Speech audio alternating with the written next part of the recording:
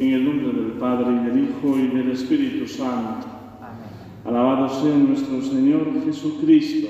Sea por siempre bendito y alabado. Queridos hermanos, hoy celebramos la memoria de San Alberto Magno, una figura eminente de la historia de la Iglesia, particularmente de la Edad Media, del siglo XIII, XIV, en el que él vivió, y que destaca pues, precisamente por la altura de su conocimiento. Así se le ha atribuido este apellido de Magno, el Grande, que la Iglesia reserva para aquellos que han marcado un antes y un después en su historia. San Alberto Magno nació en el seno de una noble familia alemana a las orillas del Danubio y tenía, pues, además de la formación que le dieron desde sus primeros años, la posibilidad de ir a estudiar conforme también a su talento a una de las grandes universidades de aquel tiempo, la Universidad de Padua, en un ambiente de plena ebullición cultural. La Iglesia, que había sido llamada a anunciar la verdad a los pueblos, se había convertido en la gran promotora de la cultura, del conocimiento, de la ciencia, precisamente porque continúa esa misión después de la caída del Imperio Romano, juntando al mismo tiempo la novedad del Evangelio, de la tradición judeo-cristiana, con el derecho romano y la filosofía griega. Es la base de nuestra civilización occidental. Si intentamos destruir esta base, nuestra civilización se desmorona. De ahí los grandes males que aquejan a nuestro tiempo. Cuando a menudo hablamos de crisis en muchos aspectos de la sociedad, la peor de ellas o una de las peores es la crisis moral, la crisis espiritual, porque es el vaciamiento mismo de la persona, la pérdida de referentes, la pérdida incluso de un destino, de una meta que le impulse a la magnanimidad, a la grandeza. Bueno, pues en ese ambiente de gran cultura llega a uno de los focos importantes que en aquel tiempo había, que era en Padua. Y allí San Alberto Magno se va a encontrar con un peculiar personaje que había continuado la misión de Santo Domingo de Guzmán, el beato Jordán de Sajonia, siendo superior de la orden de predicadores, va a ejercer una gran influencia sobre este hombre providencial, lleno de conocimientos, de erudición y muy despierto intelectualmente.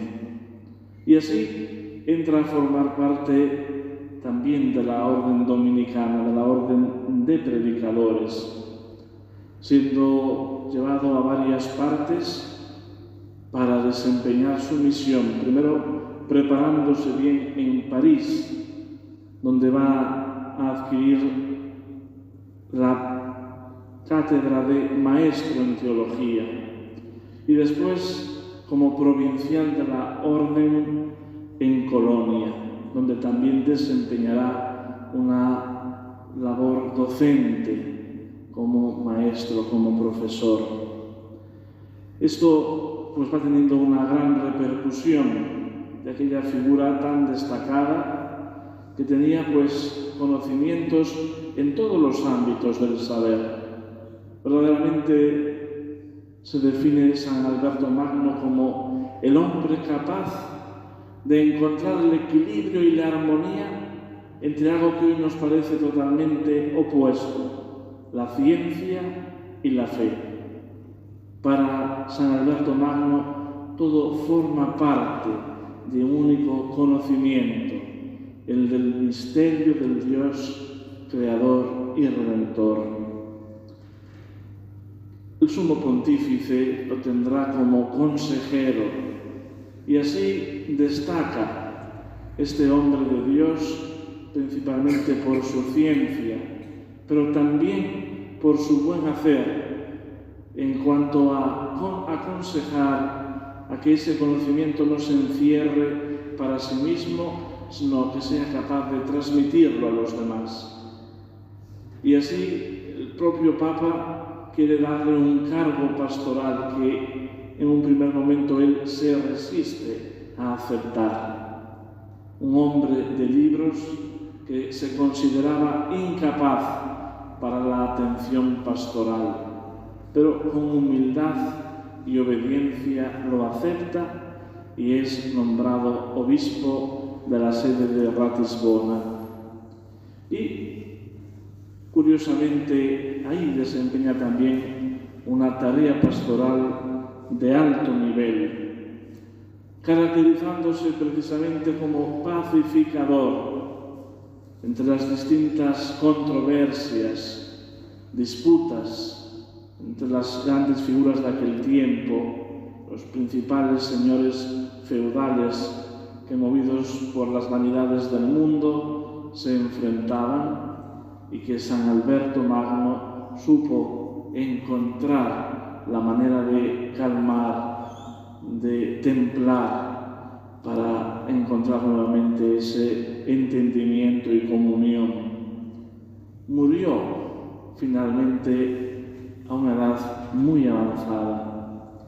Pues el ejemplo de San Alberto Magno hoy ilumina a la Iglesia con este resplandor que brota del Evangelio que hemos escuchado. Sois la sal de la tierra, sois la luz del mundo, llamados a dar sabor, a dar sustancia a las cosas de este mundo, pero también con esa función que tiene la sal de no corromper, de hacer que se mantengan, que se conserven las cosas.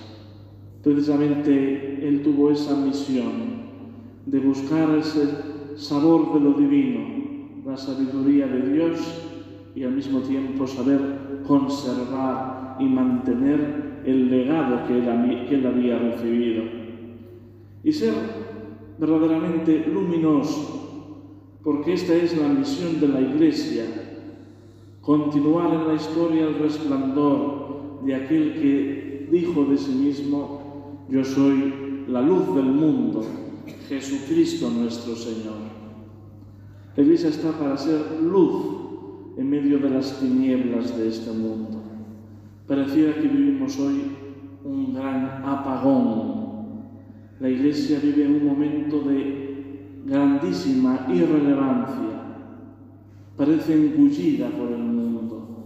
Ha desaparecido de todo motor de cultura, de arte, de ciencia y tristemente de fe. Por eso esta figura ha de suscitar en nosotros el conocimiento por la verdad, el interés por conocer bien nuestras raíces, los fundamentos de nuestra fe cristiana, de nuestra cultura, de nuestra civilización. Solamente desde ahí podremos restablecer, podremos conquistar, podemos dar esa batalla que es un desafío constante para el cristiano, y no desde el empobrecimiento, desde la ignorancia. En definitiva, eso nos hace inútiles para la tarea que nuestro Señor Jesucristo nos ha encomendado.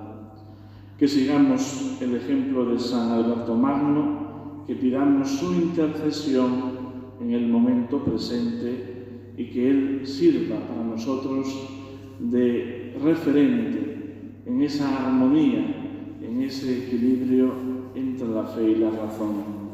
En el nombre del Padre, y del Hijo, y del Espíritu Santo. Amén. Amén.